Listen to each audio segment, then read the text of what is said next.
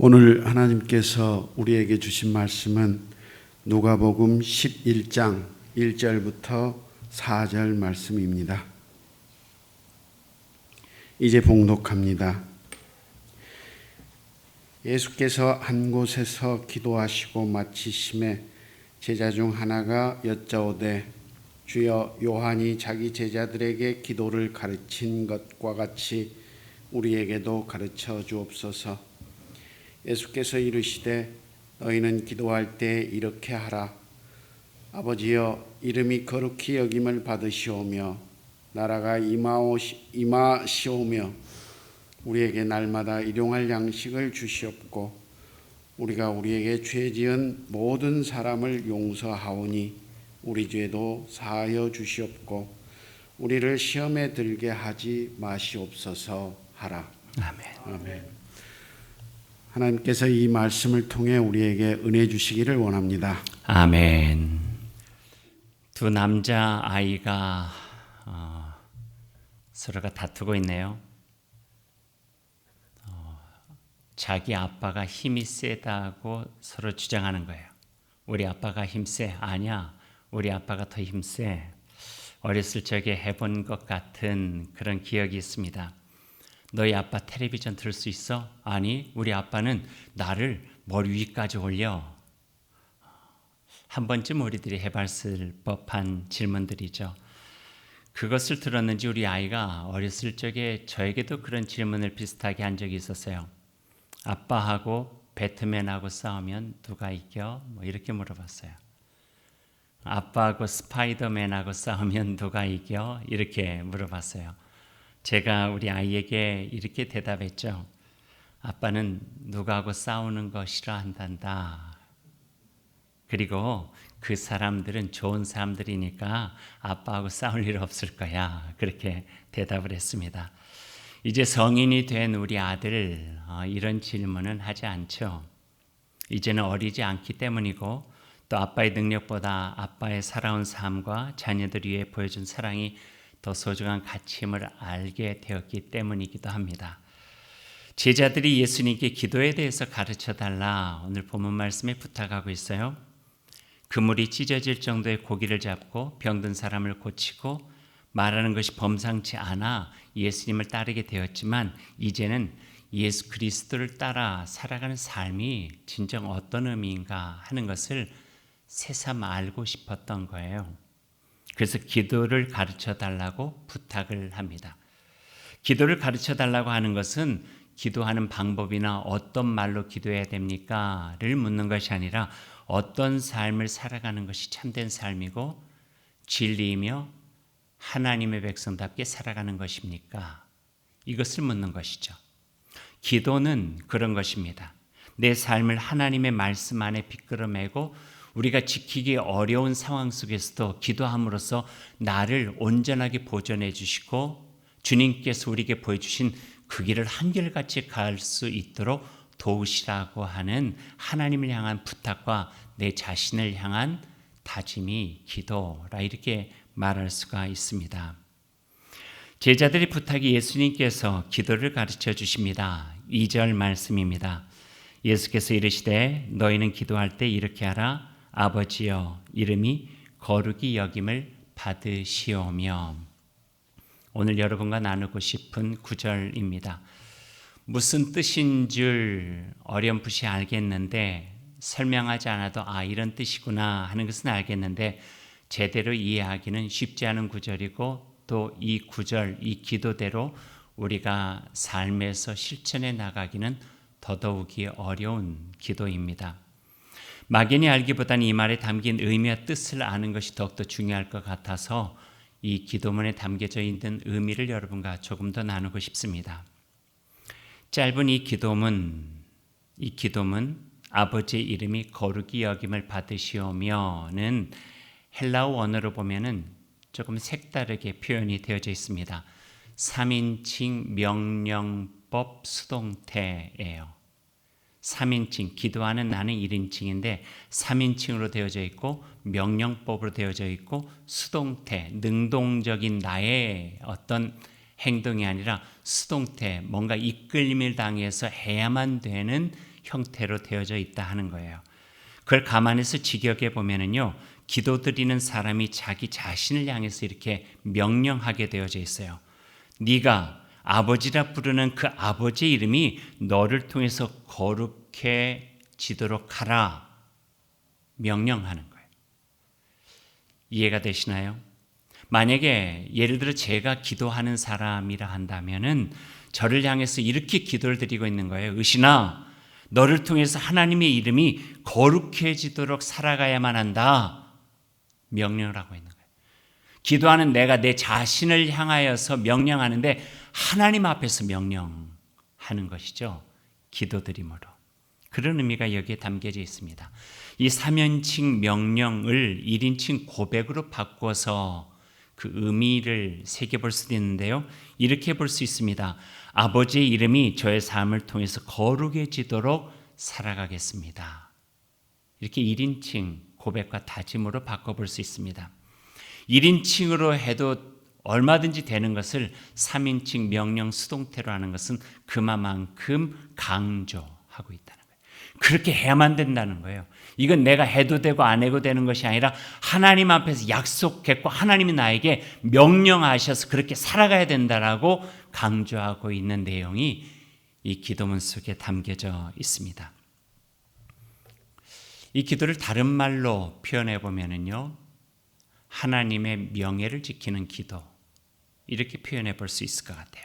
여기서 명예라 함은 이름이 가지고 있는 가치죠. 명예를 지킨다. 그것은 내가 가지고 있는 그 이름을 지키고 살아간다라고 하는 의미가 있습니다. 물건을 만드는 회사도요, 그 이름, 명예를 지키기 위해서 좋은 물건을 만들어요.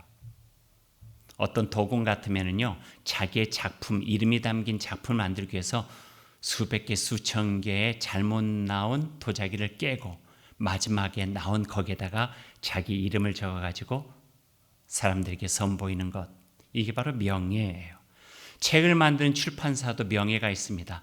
헛된 책, 돈 벌려고 아무거나 만들지 않겠다고 하는 것, 이게 명예죠. 직업에도 명예가 있어요. 교사에게도 명예가 있고요. 목사에게도 명예가 있고 의사에게도 명예가 있고 자기의 직업에 대한 명예들이 있어서 이 직업의 참된 의미와 뜻을 기리면서 온전하게 헛된 욕심 부리지 않고 온전한 의미를 담고 살아가겠다 하는 것이 명예입니다. 하다못해 핸드백을 만드는 회사도 명예가 있어서 그 이름을 보고 많은 사람들이 찾게 되니까 고가품이 되어지고 명품이라고 하는 어떤 그 좋은 이름도 갖게 되기도 하죠. 가전제품은 어디가 좋아? 명예예요. 필기도구인 연필이나 만년필도 명예가 있어요.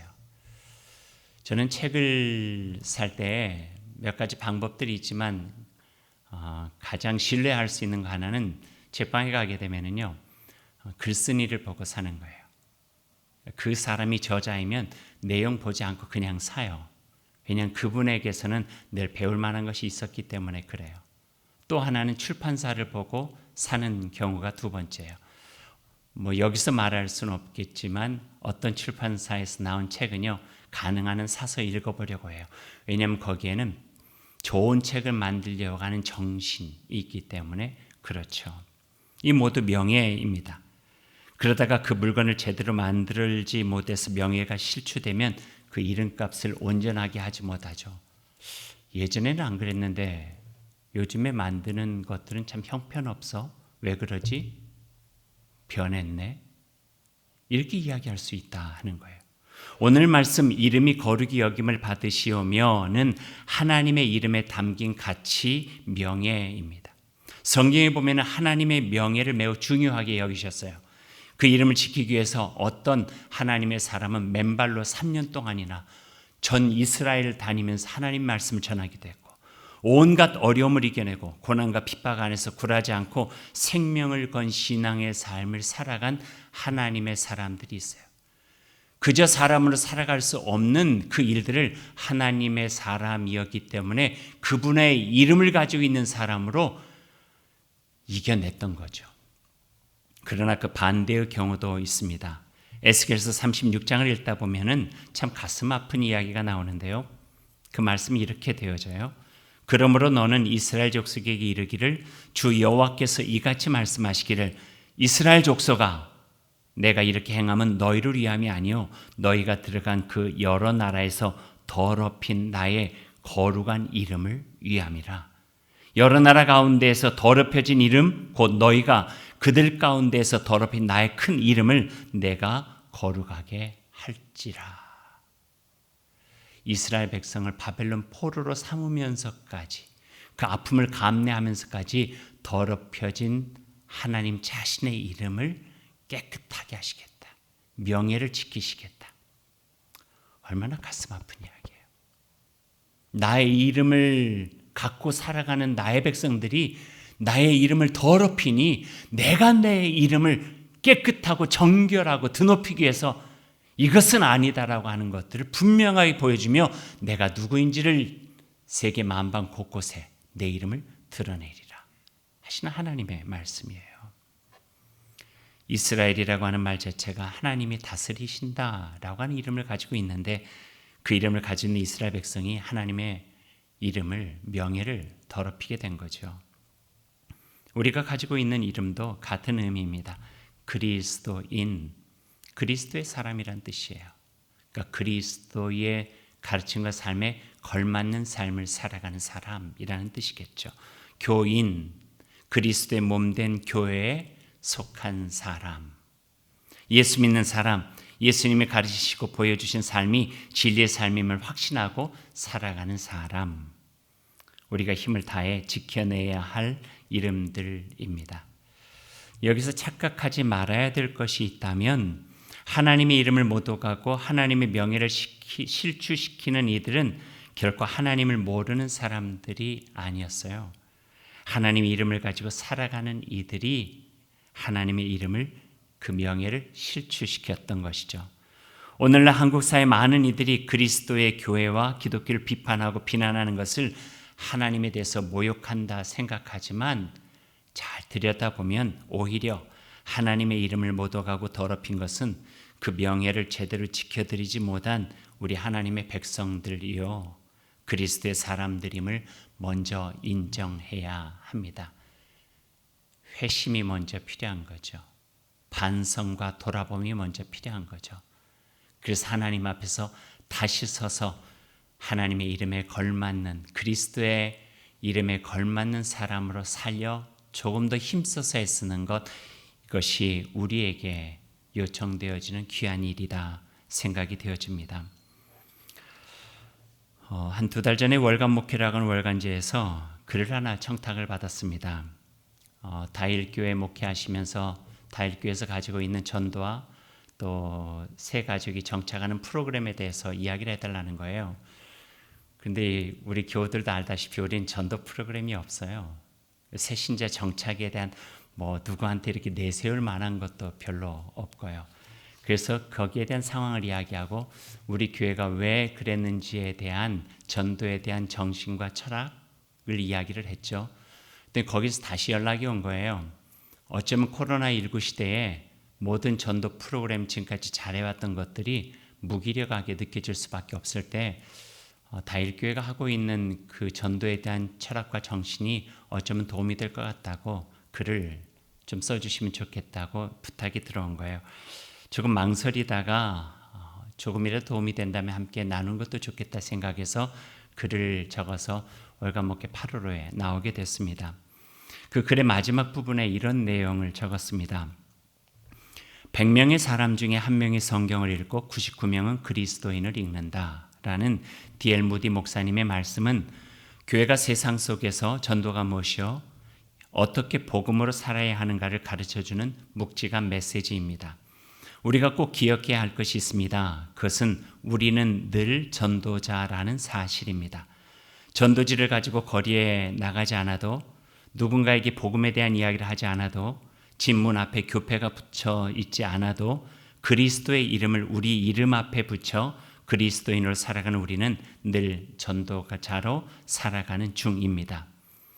말씀을 그 글을 맺으면서 성 프란치스코의 말씀 하나를 제가 인용을 했습니다. 항상 복음을 전하며 살아가십시오. 그리고 필요하다면 언어를 사용해도 줬습니다. 그분이 하신 말씀이에요. 이런 이야기를 하고 싶었어요. 이 글을 통해서 아버지 하나님의 명예를 지키는 삶에 대한 자식의 도리가 무엇인가를 이야기하고 싶었던 거죠. 아버지의 이름이 거룩히 여김을 받으며 그 명예를 지키는 것도, 그분의 이름이 더럽힘을 당하고 모독을 당하는 것도 바로 그 이름을 가지고 살아가는 우리를 통해서다 하는 것을 다시 한번 자각하고 깨닫고 우리에게 한 번 더 이야기하고 싶었던 마음으로 이 글을 쓰게 되었습니다. 오늘 말씀의 기도문을 다시 한번 기억해 봅니다. 아버지여, 그 이름이 거룩히 여김을 받으시오며.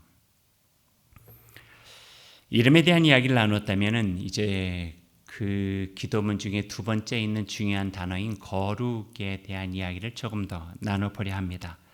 이 기도문이 3인칭 명령으로 기도하는 이에게 너의 삶을 통해서 하나님의 이름이 거룩하게 되어야 한다라고 하는 의미는 말씀을 드렸습니다. 이 말을 1인칭 다른 표현으로 아버지 하나님, 저의 삶에서 하나님의 이름이 거룩해지도록 힘을 다하겠습니다 라고 고백하며 다짐하는 기도라 말씀도 드렸습니다. 여기에 나오는 거룩이 여기다, 하나님의 이름을 거룩하게 하다라고 하는 것은 어떤 의미일까? 하나님이 원래 거룩하신 분이에요. 거룩하지 않은 분을 거룩하게 만들려고 애쓰는 것이 아니라 원래 거룩하신 분이 이 땅에서 일하실 수 있도록 우리가 그의 명예와 그 거룩한 하나님의 역사를 지켜가야 된다 하는 뜻입니다. 지켜가는 것이 어렵죠. 구약에서 보면 거룩에 대한 이야기가 많이 나오지만 신약 성서에서도 그 거룩에 대한 구절구절들이 표현되어져 있는 것을 보게 됩니다. 두 곳만 제가 여러분에게 소개해드리면 요한복음 17장 17절, 예수님께서 십자가로 가시기 전에 제자들과 함께 계시면서 마지막 유언처럼 남기시고 기도해 주시는 대목이 있어요. 거기서 그 제자들 향하여서 거룩에 대한 기도를 해주고 계세요. 17장 17절인데요. 아버지여, 당신의 진리로 저들을 거룩하게 해주시길 기도합니다. 하나님을 향한 부탁이에요. 저들을 진리로 거룩하게 해주시기를 기도합니다 하는 거예요. 진리로 저들이 거룩해지도록 하나님께서 함께 해주십시오 라고 하는 기도예요. 데살로니가전서 5장에 보면은요, 바울 사도의 기도도 나오는데 이 기도에도 거룩이 있어요. 평강의 하나님이 친히 너희를 온전히 거룩하게 하시고 또 너희의 온 영과 혼과 몸이 우리 주 예수 그리스도께서 강림하실 때 흠 없게 보존되기를 원하노라 하는 기도예요. 온전히 거룩하게 하시고, 우리가 거룩한다고 하는 것은, 흠이 없다 하는 것은 가만히 때를 묻히지 않고 살아가는 것이다 생각하는데, 세상이 진공 상태라면요 가능해요. 근데 세상은 불완전해요. 죄도 있고 악도 있고 시련도 있고 유혹도 있고 우리가 빠져 들어갈 수 있는 잘못된 길들이 얼마나 많이 있는지 몰라요. 또 예수 그리스도가 십자가의 고난을 받은 그 삶의 상황들이 여전하다면 주님을 믿고 그 믿음을 가지고 따르는 우리들의 삶 또한 그리 쉽지 않다고 하는 것들이 명확하고요. 그러니 지켜야 되고 이겨야 될 것들이 너무나도 많이 있는 거예요. 그래서 예수님께서 그 제자들을 위해서 기도하시고 바울 사도도 기도하시는 거예요. 거룩으로 저들을 지켜주시길 원합니다 하는 거예요. 거룩으로. 이 기도문 속에 담겨 있는 것은 우리가 그저 기도하듯이 하나님 거룩하게 해주십시오가 아니라 험한 세상, 유혹 많은 세상을 이겨내는 힘을 갖기를 원합니다 하는 거예요. 그 핍박과 어려운 시기를 버텨낼 수 있는 힘이 거룩한 여호와 하나님께 주시는 그 힘으로 우리 자신을 거룩하게 하는 것, 그 거룩함으로 다시 여호와 하나님의 거룩을 드러내는 것, 이것이 바로 거룩함의 기도라는 거예요. 그래서 3인칭 명령어가 있는 거예요. 그리고 1인칭 고백으로 우리가 표현할 수 있는 거예요. 이해받지 못하고 왕따 당하고 모진 핍박과 상실의 삶을 살아가면서도 십자가에서 나를 구원하시고 사랑하신 예수 그리스도, 그분을 꼭 붙잡고 내가 이 세상을 이겨낼 수 있는 힘은 거룩하신 여호와 하나님이 나를 지켜내고 내가 그 거룩하신 여호와 하나님의 이름을 내가 이 땅에서 지켜내는 일, 그 삶이 이 어려운 세상, 힘겨운 시험과 시련이 있는 세상을 이겨나갈 수 있는 유일한 힘이라고 하는 것을 고백하게 되는 것이죠. 이 기도에 그래서 절실함이 있고 절절함이 있습니다. 불안함과 두려움을 이겨내고 진리의 사람으로 나를 지켜내고자 하는 안간힘을 다해서 살아가려 믿음으로 몸부림하는 그 기도의 내용이 바로 여기에 있는 거예요. 자주 하다 보니 주기도문의 마지막에 아버지의 이름이 거룩하게 하시며 라고 기도하지만 그것은 이 세상 힘들고 어렵고 유혹 많고 시련이 있어도 어찌하든지 거룩하신 하나님 그 명예를 지켜나가는 삶을 살아갈 수 있도록 주님 지켜주십시오 라고 하는 절절함과 절실함이 그 기도 가운데 있다는 거예요. 그러니 그 기도를 하고 일어나서 세상을 바라보며 영적인 분별력을 가지고 하나님의 거룩함을 지켜내는 삶이 무엇인지를 다시 한번 발견해 나가고 그 삶을 위해서 한 걸음 한 걸음 우직하게 주님께서 우리를 붙잡아 주시는 그 힘을 믿고 걸어가고 나로 인하여서 하나님의 명예가 손상되지 않도록 실추되지 않도록 나의 삶의 자리에서 지켜냄을 통해서 나를 통해서 하나님의 영광이 드러나고 하나님의 거룩하신 이름이 더 빛이 난다고 하는 정말 값진 기쁨과 보람을 가지고 살아가는 일, 그것이 바로 이 기도에 담겨진 의미라 여겨지게 됩니다. 초대교회 공동체는 그렇게 살아냈습니다. 그 어려운 시기를 진리의 거룩함으로 이겨냈습니다. 그러다 보니 그 팔레스타인 변두리에 있었던 초대교회 공동체가 사마리아와 온 유대 속에 그리고 땅끝이라 이야기했던 스페인과 그리고 전 제국에 힘을 발휘하고 있었던 로마 제국까지 가장 선한 영향력을 미쳐갈 수 있는 귀한 신앙의 공동체로 우뚝 자리매김할 수 있게 된 것입니다. 그 당시에 쓰여졌던 글 하나를 소개해 드리죠. 이것은 그리스도인이 쓴 글이 아니라 역사가가 쓴 글이기에 더욱더 객관적 신빙성이 있습니다. 초기 예수 그리스도를 따랐던 신앙 공동체를 향하여 쓰여진 글입니다. 그리스도를 믿는 신앙인이라고 해서 다른 사람들과 다른 것이 아닙니다. 나라를 달리하는 것도 언어를 달리하는 것도 아닙니다.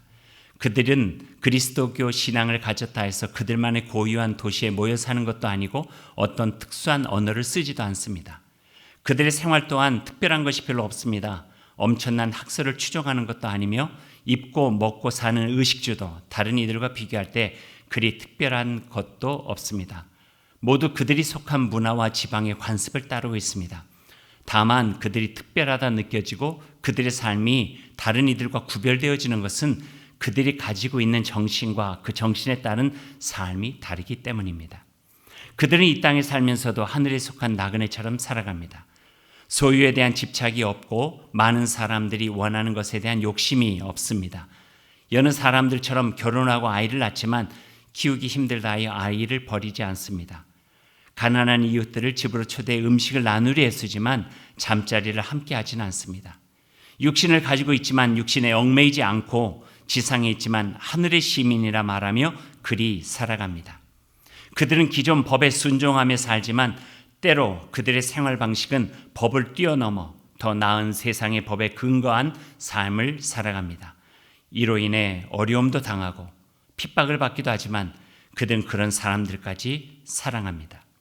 때로 받아들일 수 없는 일로 인해 무시당하고 단죄당하고 죽임을 당하지만 그것으로 그들은 새로운 생명을 얻는다 믿고 담대하고 당당하게 두려움 없이 다가갑니다. 그들은 자신들은 가난하면서도 많은 사람을 부자로 만들어주고 가진 것이 아무것도 없지만 모든 것을 넘치게 가진 사람같이 살아갑니다. 착한 일을 하면서 죄인처럼 벌을 받고 모진 어려움을 당하지만 많은 사람들이 그들을 존경합니다. 이런 이야기들이 계속돼요. 다 소개하긴 그렇고요. 여기까지만 소개해드리죠. 저는 읽어가는 내내 제 마음에 부끄러운 심정이 있었고 또 우리가 속한 한국교회와 신앙 공동체를 돌아보게 되었습니다. 진정한 신앙의 터에 뿌리 내리고 있는 것이 교회이죠. 하나님의 거룩하심에 뿌리 내리고 있는 것이 그리스도의 몸된 교회죠. 그 순교적 신앙과 자신들을 어찌하든지 간에 하나님의 구별된 백성으로 예수 그리스도를 따르는 이들로 정말 자기의 삶을 온전하게 살아가기 위해서 애썼던 이들의 그 피의 터전, 땀의 터전, 기도의 터전, 헌신의 터전 위에 그리스도의 몸된 교회, 그리스도인 한 사람 한 사람이 세워져 있는 것이죠. 그렇게 십자가의 터와 사랑과 진리의 터 위에 서 있는 교회가 때로는 우리의 얄팍함과 이기심과 욕망 그리고 이해에 따른 왜곡 속에 그 명예가 훼손될 수 있다고 하는 것을 실감하고 있습니다. 다시 한번 돌아보고 다시 서서 그리스도의 몸된 교회에 터를 잡고 살아갈 수 있는 하나님의 이름에 걸맞는 교회와 그리스도인을 서는 일, 이것이 오늘날 우리에게 주어진 소중한 과제로 다시 한번 생각하게 됩니다. 우리 하나님은 거룩하신 하나님이시며 그 거룩한 우리의 신앙과 삶을 통해서 지켜져야 된다.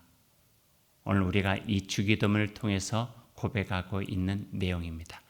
더 강조하기 위해서 우리의 삶의 자리에서 스스로 우리 자신들에게 하나님의 이름을 거룩하게 해야만 된다라고 명령하며 하나님의 백성으로 그리스도인으로 온전하게 서서 살아가야 되는 저희들입니다. 이제 말씀을 맺습니다. 그리스도인으로 신앙인으로 하나님 믿고 예수 그리스도 따르는 이로 살아가기 참 어려운 시기를 보내고 있습니다. 이건 그냥 작은 걱정인데 요즘 걱정 하나는 이제 얼마 후면 추석이잖아요. 추석에 가족들 모이면은 예수 믿는 사람들 참 할 말 없겠다 하는 생각이 듭니다. 요즘 가끔 전화 통화하면은 저에게 하소연처럼 이야기하시는 분들 참 많거든요. 어떻게 해야 되나 인정하죠. 잘 듣고 인정하죠. 그리고 이제 더 이상 그런 이야기 듣지 않고 예전에 그리스도의 몸된 교회가 이 세상에 선한 영향력을 통하여 하늘이 땅이 되고 하나님의 나라가 이 땅에 곳곳에 세워지면서 그리스도인들이 있기에 위로받고 희망이 되어지고 온전한 새로운 더 나은 가치 있는 공동체가 되어졌던 그 일들을 위해서 같이 애쓰는 것, 그것이 바로 오늘날 우리에게 요청되어지는 귀한 사명이라 여겨집니다. 너희 안에 이 마음을 품으라 예수 그리스도의 마음이니 너희 안에 이 태도를 가져라 예수 그리스도의 태도니. 빌립보서 2장의 말씀은 이렇게 마무리를 짓습니다.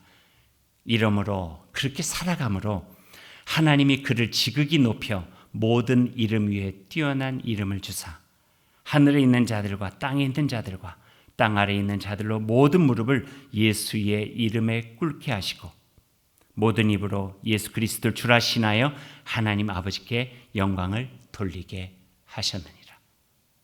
이런 주님께 영광을 돌릴 수 있는 그 날이 속히 오기를 원합니다. 그러한 일에 우리가 쓰임받고 하나님의 영광이 되어지고 거룩하신 하나님의 이름을 온전히 거룩하게 하는 저와 여러분이 될 수 있기를 간절히 소망합니다. 기도하겠습니다. 오늘 주신 주님의 말씀을 우리 마음에 잘 새겨 듣겠습니다. 그리고 다시 일어나서 진리로 거룩해지고 복음으로 거룩해져 하나님 이름을 다시 거룩하게 세워드리는 저희들의 삶이 되기 위해서 최선을 다하겠습니다. 작은 일에도 큰 일에도 내가 살아가는 삶 가운데 우리 아버지 되신 하나님의 이름을 거룩하게 지켜나가는 귀하고 소중한 그 삶을 살아가게 하시고 그 일 끝에서 은총을 입은 자들로 하나님께 영광 돌리는 귀한 저희가 될 수 있도록 주님 함께하여 주옵소서. 한국 교회가 또 그리스도인들이 다시금 하나님의 거룩함을 드러내고 빛나는 가운데에서 복된 은혜의 삶을 살아갈 수 있는 그 날이 속히 오기를 간절히 소망하며 예수 그리스도의 이름으로 기도드립니다. 아멘.